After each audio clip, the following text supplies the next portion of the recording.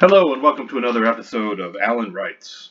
It was going to be Alan Develops or Alan Edits, but we've taken a turn. This is the Big 125. It's about somebody who's 125 years old, and he's lived a long life, and he's not immortal, but he's longevic, so he can die. He's a little more stubborn when he does it.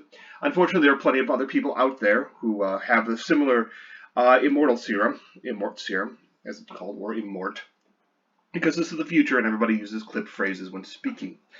Uh, so anyway, here we go. Jack, our main hero, is on the run following the death of a reporter. Kind of gratuitous death, to be honest. I may change that. Either way, he's had a reason to run. He believes people are after him, and he's not wrong. Now, why they're after him, of course, is that they believe him to be a rebel called Midnight, who killed a lot of the first wave of Morts, who were very wealthy people, and they assume that it's a bit of revenge against him. Now, was he the person called Midnight? I don't think so, but I think he does know who that is. And as a twist. Midnight is one of the individuals on the council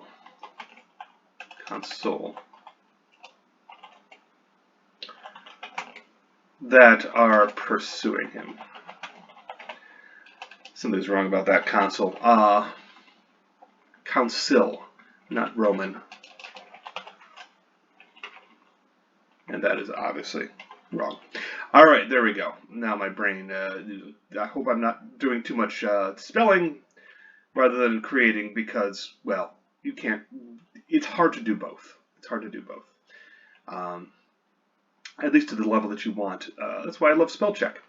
So we're going to reuse this guard up top here sooner or later. I think he may be the main pursuer.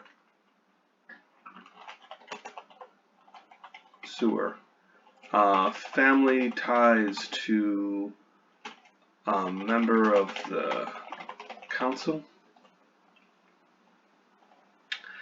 What is this council of? I'm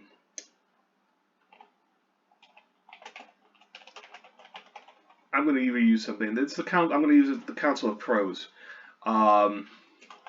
They bicker, argue, and when they get together, you can call them a murder. Okay. So I'm going to just drop that there. We're going to come back to it.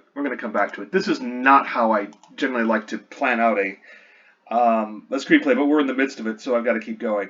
It's a bad technique right now. I wouldn't suggest you use it. Outlining is much better, but like I said, we're in the middle of it. Got to keep going. All right, exteriors, futuristic city streets. We had a little bit of the introduction with this by Kara, the news reporter. She did a bit of that. We got a feel for it. Jack hurries out into the futuristic back alley.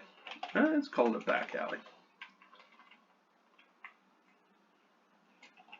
Into a back alley that could be from any era. Dirty, grimy, and trash strewn. Only the advertisements on the walls and drones overhead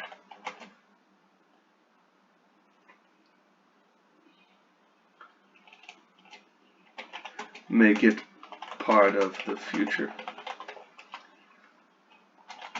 He flips his hood up too late. A drone swoops down and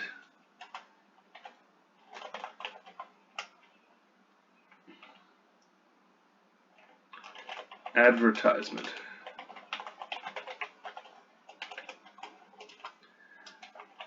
Fizz and pop, all in one. Try it today and save. Save. Save.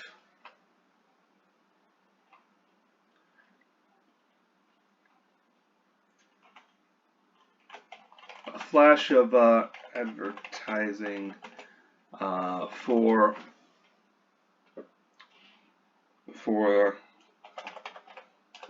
pop rock. A classic take on an old favorite.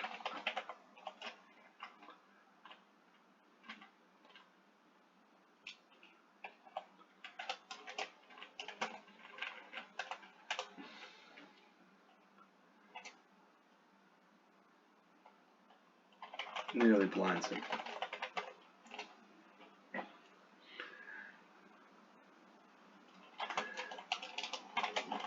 He staggers away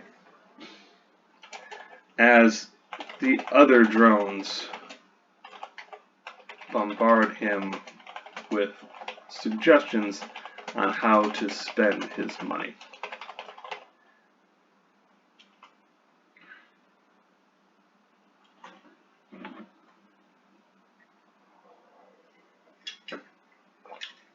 All right.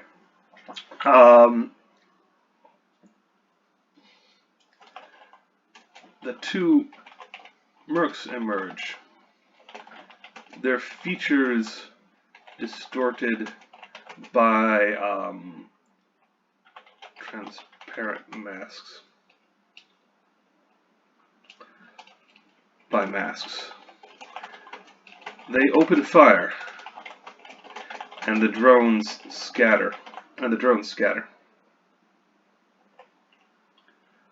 And the drones scatter.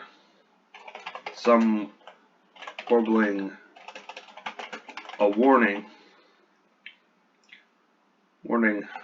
about product violation and impending lawsuits. Because it's the future, and of course you've got both of those. So, the blah blah blah. I don't know.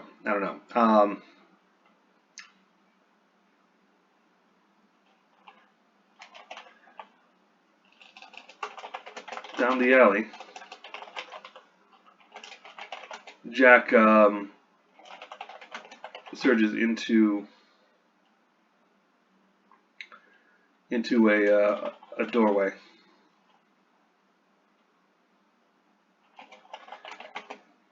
Keying open a lock with his phone.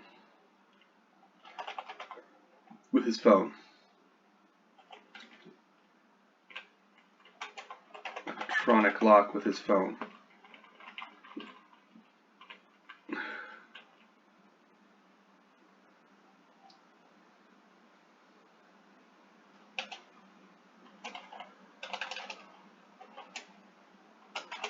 Bullets chip the brick as he shoves his way inside. All right, now we're in a different place. What kind of place would Jack run into in order to lose a tail? You want it to be somewhere public. I'm thinking the equivalent of a cafe.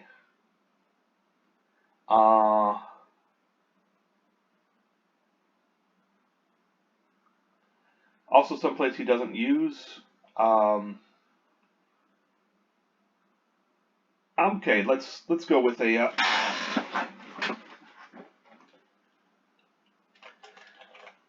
interior futuristic fast food restaurant.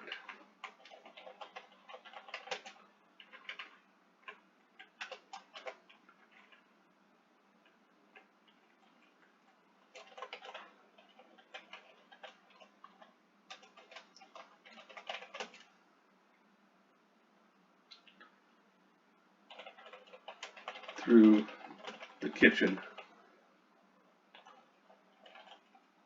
past the dish loader, through a largely automated kitchen, past the dish loader, and then jumps over the counter.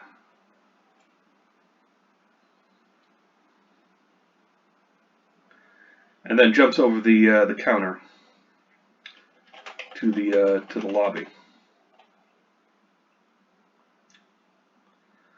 As it turns out, he owns this place, but he, through a couple of shell companies. Then jumps over the counter to the lobby.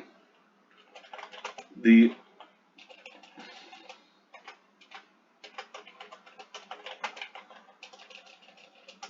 one automaton chimes up, watches him go.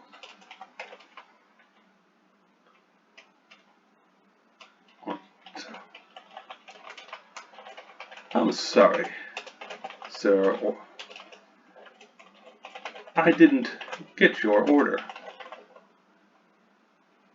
I didn't get your order. All right. Jack doesn't exit, but instead pushes his way through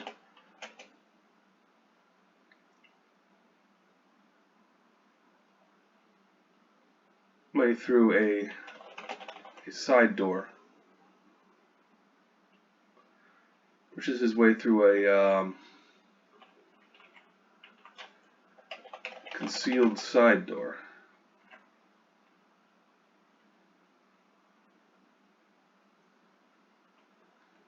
Okay, maybe he doesn't go to the lobby, then jumps over the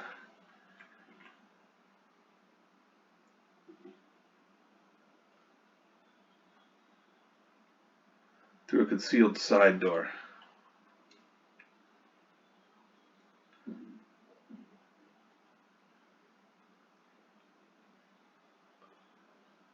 Through a cleverly concealed side door.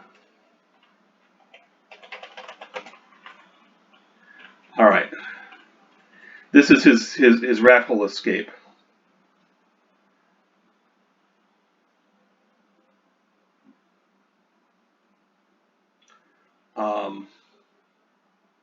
Now, the thing is, people would see him go. Doesn't exit, but instead heads down the way to the bathrooms. To the restrooms, yes.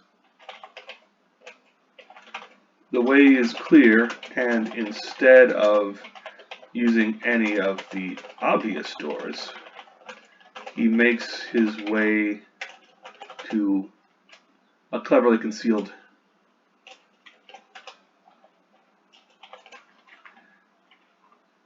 maintenance door.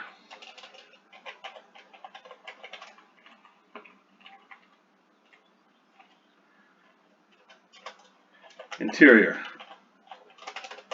maintenance nook. Jack squeezes past Scrubberbot.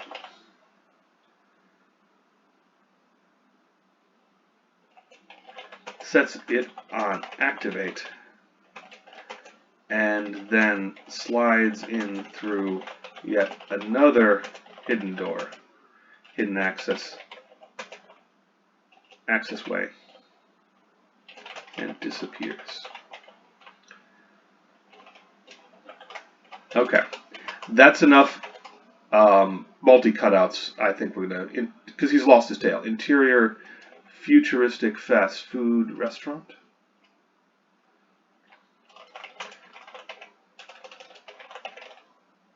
The Mercs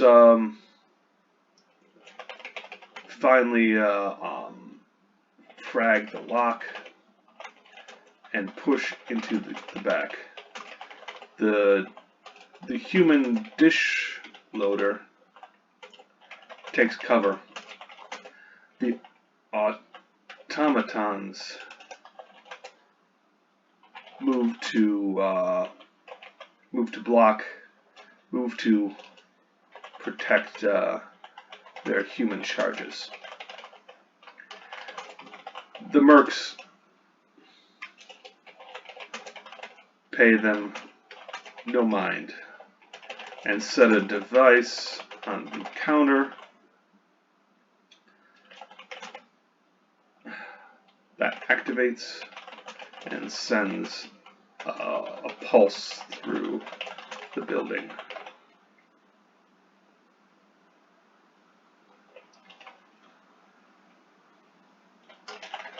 The guard.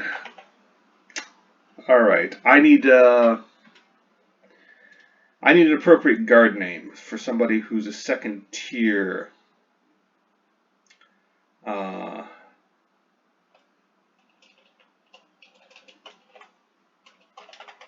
They look back at the guard. Back at the guard as he swaggers inside.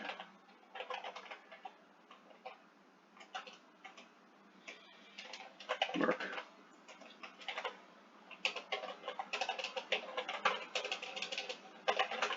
We've pinned the place.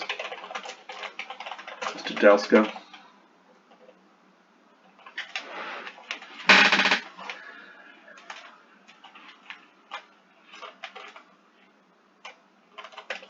Delsko nods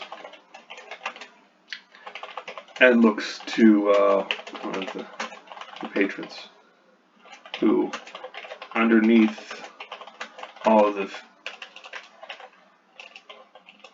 futurism, is just a scared animal.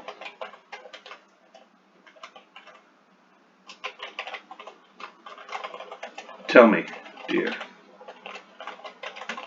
where did he go?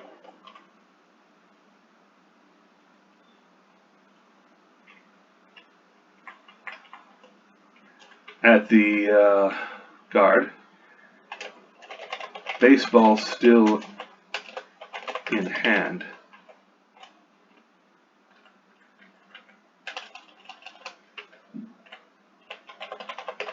I'm going to have him take the baseball. That's how we'll know who he is. It's a bit of evidence. It's a bit of something that Jack used against him. It's got a couple of different plot points. And it also speaks to the character. And we're only dealing with thumbnails right now, so that's fine. All right. Where did it go? A patron points. A patron points.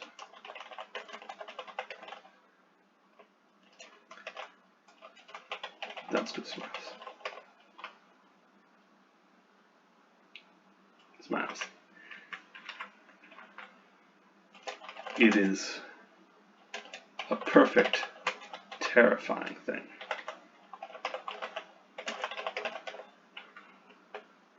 It is a too perfect, terrifying display of teeth.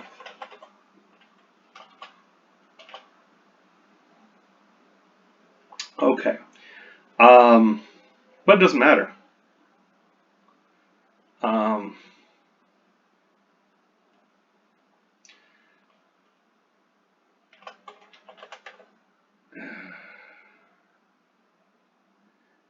Interior,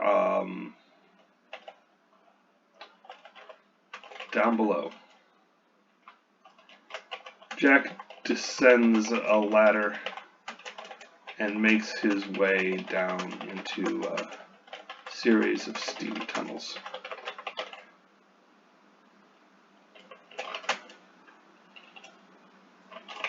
No one follows, and so he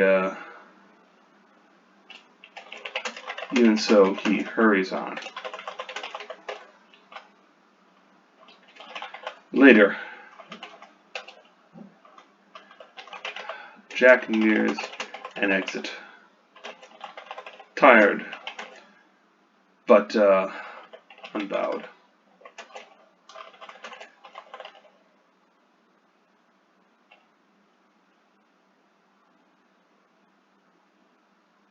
He keys. He considers his phone for a moment, then texts in a message. All right, exterior.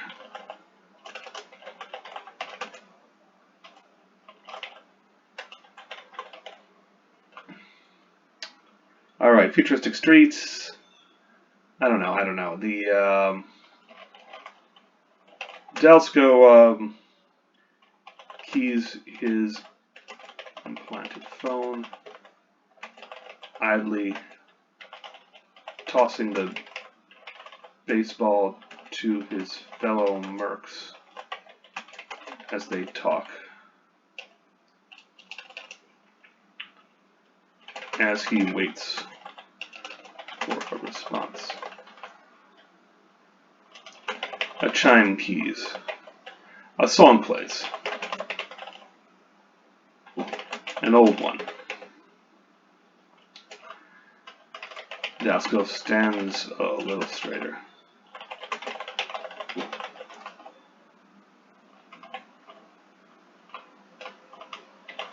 He got away.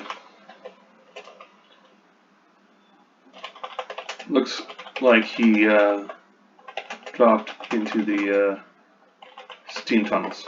Looks like he dropped into the steam tunnels. He's away. He got away. Steam tunnels. No way to track.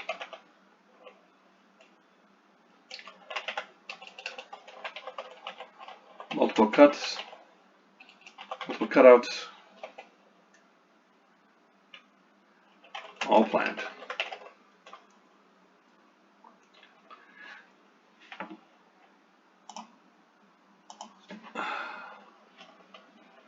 Listens.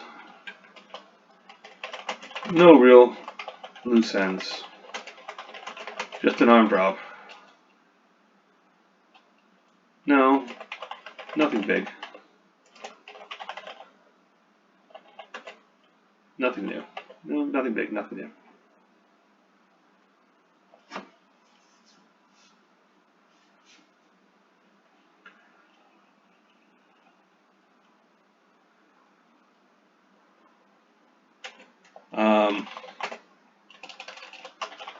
Top cover worked. Top cover worked. No police.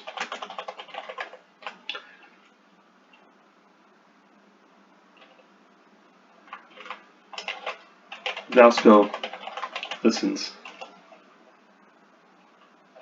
Nods. And terminates the call.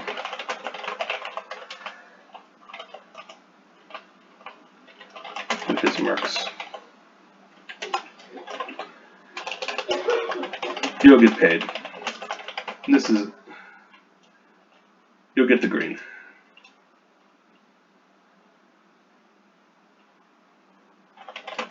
You'll get the cash.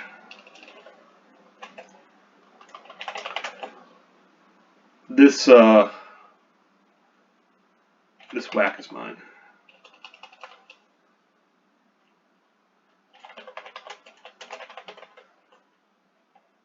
This thump is mine.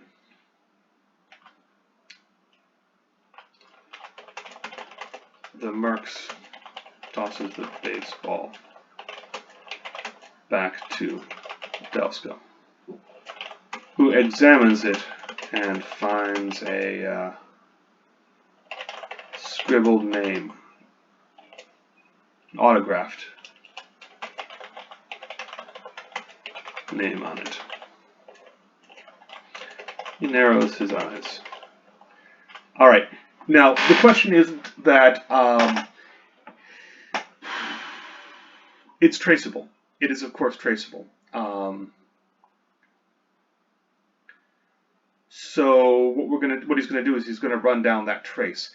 It's not gonna lead him directly to. Okay, so Dasko